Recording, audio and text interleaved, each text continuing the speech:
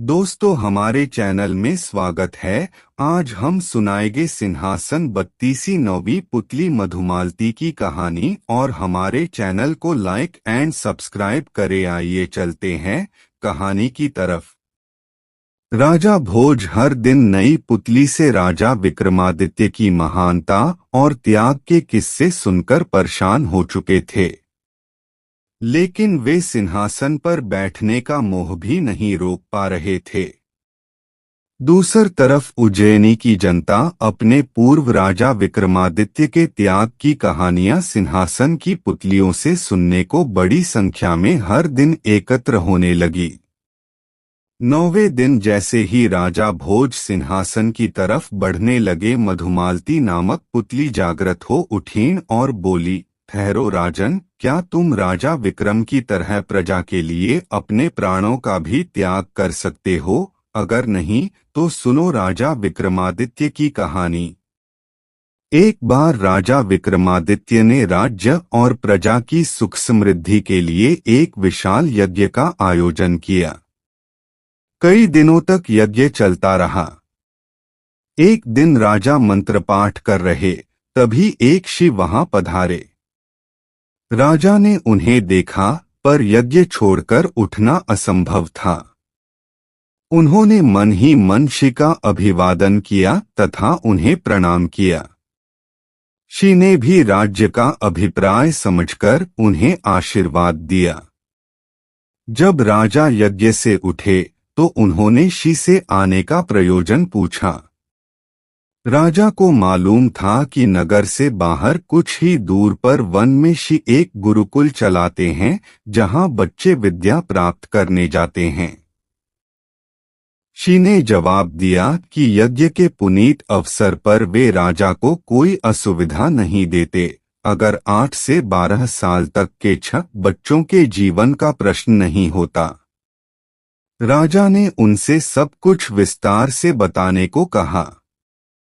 इस पर शिव ने बताया कि कुछ बच्चे आश्रम के लिए सूखी लकड़ियां बीनने वन में इधर-उधर घूम रहे थे।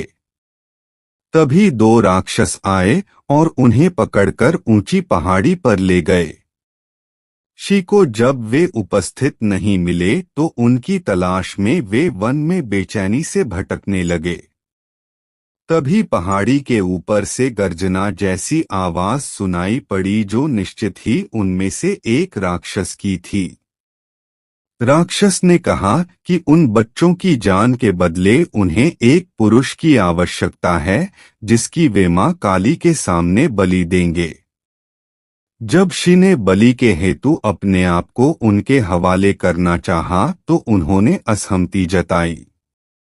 उन्होंने कहा कि शिव बूढ़े हैं और काली मां ऐसे कमजोर बूढ़े की बलि से प्रसन्न नहीं होगी। काली मां की बलि के लिए अत्यंत स्वस्थ क्षत्रिय की आवश्यकता है। राक्षसों ने कहा है कि अगर कोई छल या बल से उन बच्चों को स्वतंत्र कराने की चेष्टा करेगा तो उन बच्चों को पहाड़ी से लुढ़का कर मार दिया जाएगा। राजा विक्रमादित्य से शिव की परेशानी नहीं देखी जा रही थी। वे तुरंत तैयार हुए और शिव से बोले, आप मुझे उस पहाड़ी तक ले चले। मैं अपने आप को काली के सम्मुख बलि के लिए प्रस्तुत करूंगा। मैं स्वस्थ हूं और क्षत्रिय भी। राक्षसों को कोई आपत्ति नहीं होगी। शिव ने सुना तो हतप्रभ रह गए। उन्होंने लाख मनाना चाहा, पर विक्रम ने अपना फैसला नहीं बदला। उन्होंने कहा, अगर राजा के जीवित रहते उसके राज्य की प्रजा पर कोई विपत्ति आती है तो राजा को अपने प्राण देकर भी उस विपत्ति को दूर करना चाहिए। राजा शिव को साथ लेकर उस पहाड़ी तक पहुंचे। पहाड़ी के नीचे उन्होंने अपना घोड़ा छोड़ दिया तथा पैदल ही पहाड़ पर चढ़ने लगे। पहाड़ी वाला रास्ता बहुत ही कठिन था, पर उन्होंने कठिनाई की परवाह नहीं की। वे चलते चलते पहाड़ की चोटी पर पहुंचे। उनके पहुंचते ही राक्षस बोला कि उन्हें बच्चों की रिहाई की शर्त मालूम है या नहीं। राजा ने कहा कि वे सब कुछ जानने के बाद ही यहाँ आए हैं। उन्होंने राक्षसों से बच्चों को छोड़ देने को कहा।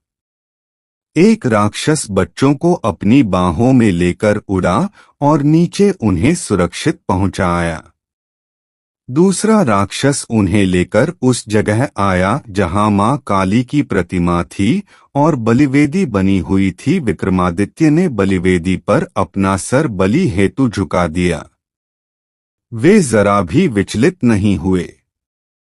उन्होंने मन ही मन अंतिम समय समझकर भगवान का स्मरण किया।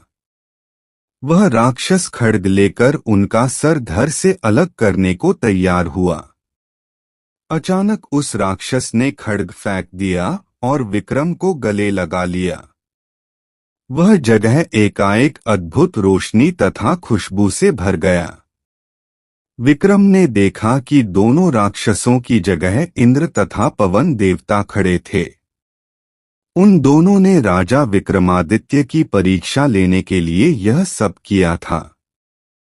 वे देखना चाहते थे कि विक्रम सिर्फ सांसारिक चीजों का दान ही कर सकता है या प्राणोत्सर्ग करने की भी क्षमता रखता है। उन्होंने राजा से कहा कि उन्हें यज्ञ करता देख ही उनके मन में इस परीक्षा का भाव जन्मा था। उन्होंने विक्रम को यशस्वी होने का आशीर्वाद दिया तथा कहा कि उनकी कीर्ति सदियों तक चारों ओर फैलेगी। इतना कहकर मधुमालती चुप हो गई। अगले दिन राजा भोज का रास्ता रोका। पुतली प्रभावती ने